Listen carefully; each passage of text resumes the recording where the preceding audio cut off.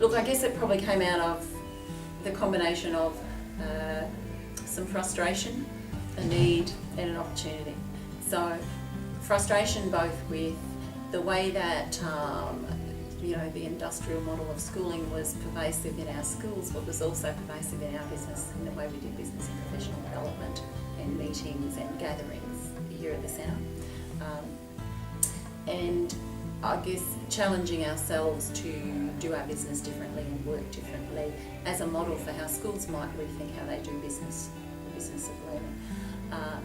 And then we had an opportunity in having this new space available to us. And the first reaction to that space was to fill it up exactly the same way as we had been filling space in the past, with workstations for people and fairly traditional office layouts. But we started to ask ourselves whether that was the best way of using the opportunity. We've had some designers come in and work with us. And they were actually really good in that they took a very data-informed approach. They challenged us to collect data about how we worked. They actually observed us as well to see how we were using space and got us to interrogate our own practice.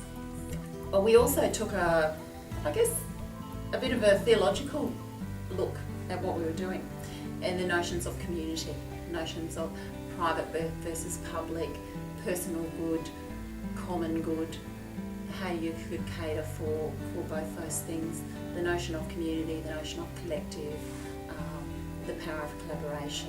Around that time, I had the opportunity to go on a vision tour with a group of educators that was run from the Sydney Centre for Innovation and Learning, SKILL.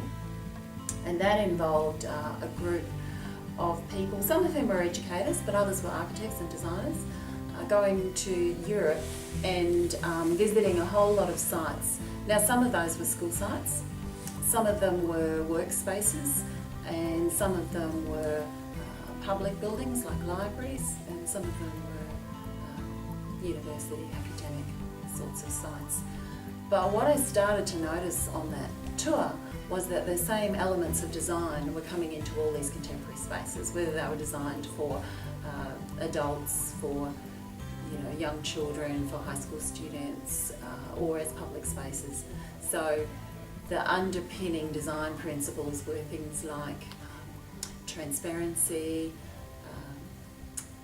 interaction, integration. Really working across disciplines was very popular. Inquiry, facilitating collaborative work, but making space for individual work and quiet work. 24/7 access, so not time-bound access, and of course the pervasive use of technology throughout all these spaces, but in a very natural and intuitive way. And I think the best ones built in flexibility so that only the basic core was fixed and that things could be moved and reused and reformed to suit the needs of people at particular times. And that's one thing we've done here, again in a simple way. We used all the crescendas that were on rollers that used to sit under people's desks. We took all the wheels off them and stacked them and used them as lockers for people.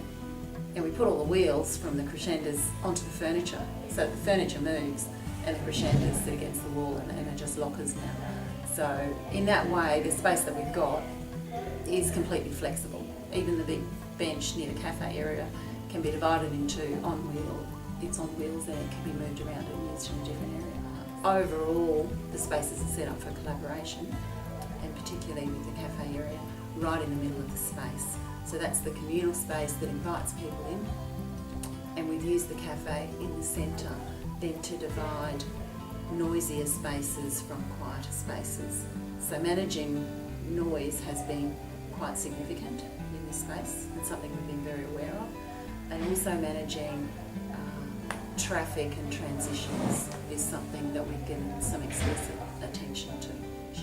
But people will always want to write and brainstorm and so on. So we've built in as much as possible a combination of writable walls, writable surfaces, whiteboards, both vertical and horizontal spaces that people can write on. And that's been great too in promoting the public nature of our work, because people will see something being brainstormed on the wall and they'll join in the conversation.